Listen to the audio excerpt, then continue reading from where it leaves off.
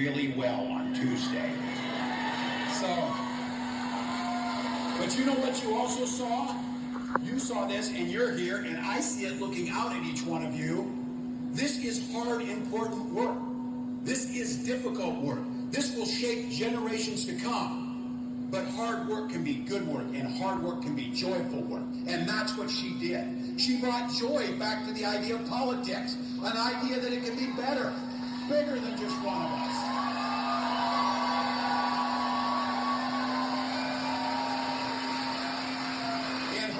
In her entire professional career, she's had one client: the people. The people. And she says this. In her entire career, prosecutor, attorney general, senator, vice president, she never asked Democrat or Republican. She asked, are you okay? And what can we do to make things better? So look, we were in Pennsylvania on this bus tour. This was really great. We're old school. We're getting on these buses and we're going into red areas and we're talking to anybody who's out there. Because look, let's just be honest, and she knows this better than anybody. We were looking out at a crowd of supporters, and there was a whole bunch of our supporters with signs just like you, and we're all excited, and really great t-shirts, by the way, up front here. And then on the other side of the street were folks who weren't our supporters. It's easy to tell. They're all in the same hat. So I say a group of independent thinkers on one side of the street, over there, ready to go. But she turned to me, and it was just Gwen and I and Doug and Kamala Harris. And she turned around to me and she said, Tim, never forget, we fight just as hard for folks on this side of the street as folks on this side of the street. That's what this is about.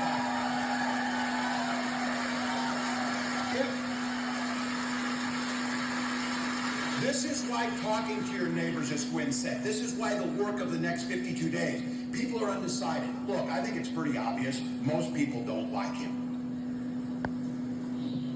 It's not... If this were about having the best ideas or the best candidates, I think we would win most of the elections, because that's the way it usually works out. But that's not what happens. This is about hard work. It's about going out and talking to people. It's about telling them what it matters.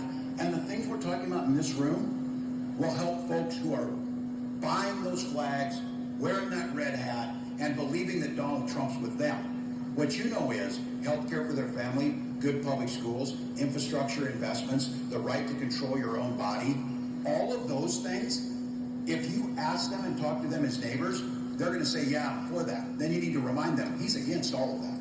He's against all of that. So look, as that prosecutor, she had to take on predators, fraudsters, people trying to cheat you, career criminals, big corporate interests who think they're above the law. Now, it was easier the other night because all of those things were wrapped into one person. So you could take it on. But the fight was there. The idea that we lay out a plan, an opportunity economy plan, one that knows, because she grew up in the middle class, she knows that it's not enough to get by. We've all been there. It's not enough to get by. People want to get ahead and thrive. And in this country, the richest country in the world, there is no reason that the gap between the CEOs and the folks who are doing the work, the labor that's doing the work,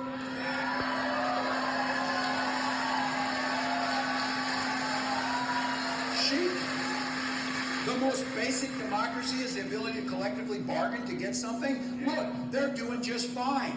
But you don't need $400 million when people are just trying to get by. We finally started to see, because of the work of Kamala Harris and our labor friends, brothers and sisters, we're seeing wages finally start to keep pace, starting to go up.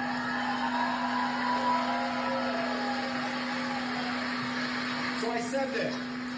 She wants to make homes more affordable. Because you know why? She watched her mom scrimp and save for years to buy that house. I watched my mom worry after my dad died and the medical bills there, will I be able to keep my house?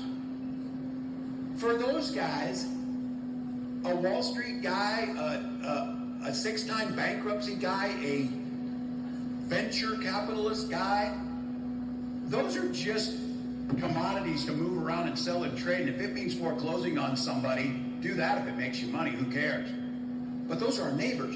Kamala Harris understands that home is the foundation to families and community. That's why she wants to make it easier through down payments, helping builders create 3 million more new homes, and working with local folks to make it easier to get those homes built and permitted. That's what it is.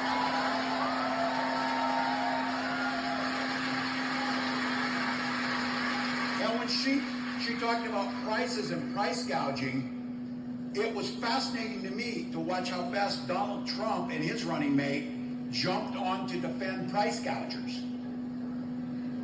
Look, 37 states already have laws against that.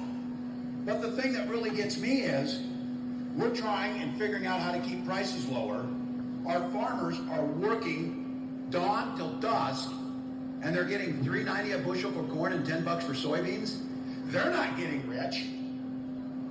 They didn't grow the food. They didn't process it at the factory where labor did that.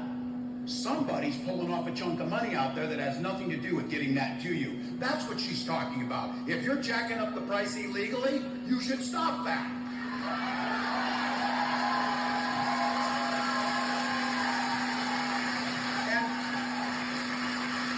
And one of the American dreams is to choose your path.